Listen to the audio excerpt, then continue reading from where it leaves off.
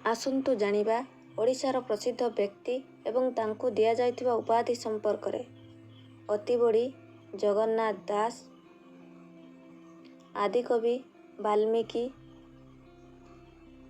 ଉତ୍କଳମଣି ଗୋପବନ୍ଧୁ ଦାସ,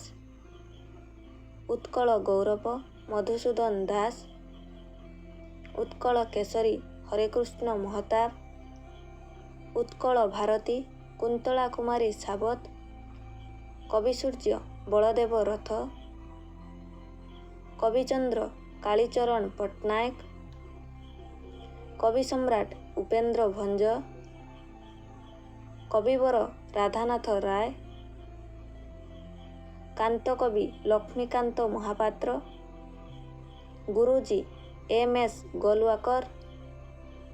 ନେତାଜୀ ସୁଭାଷ ଚନ୍ଦ୍ର ବୋଷ, ପଞ୍ଜାବ କେଶରୀ ଲାଲା ଲାଜପତ ରାୟ, ପଲ୍ଲୀକବି ନନ୍ଦକିଶୋର ବଳ, ପଠାଣି ସାମନ୍ତ ସାମନ୍ତ ଚନ୍ଦ୍ରଶେଖର, ବିଶ୍ୱକବି ରବୀନ୍ଦ୍ରନାଥ ଠାକୁର, ବ୍ୟାସକବି ଫକୀରମୋହନ ସେନାପତି,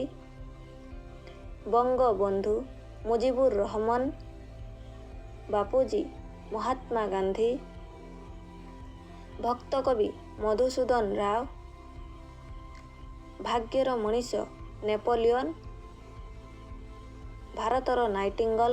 ସରୋଜିନୀ ନାଇଡୁ, ଶାନ୍ତିର ମାନବ ଲାଲ ବାହାଦୁର ଶାସ୍ତ୍ରୀ,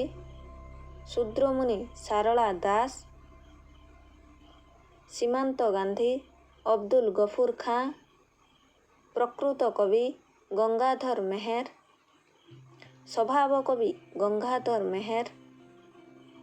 ଲୌହମାନବ ସର୍ଦ୍ଦାର ବଲ୍ଲଭଭାଇ ପଟେଲ, ଲୋକମାନ୍ୟ ବାଲ ଗଙ୍ଗାଧର ତିଲକ, ଯବନ କବି ଶାଲବେଗ, ନାଟ୍ୟ ଭାରତୀ ଅଶ୍ୱିନୀ କୁମାର ଘୋଷ, ଆଦିନେତା ବିଚିତ୍ରାନନ୍ଦ ଦାସ,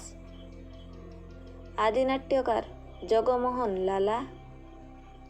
କବି ମଞ୍ଜୁଳ କୃଷ୍ଣପ୍ରସାଦ ବସୁ,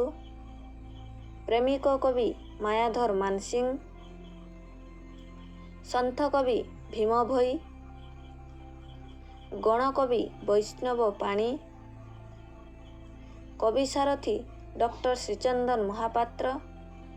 କବିଶେଖର ଚିନ୍ତାମଣି ମହାନ୍ତି,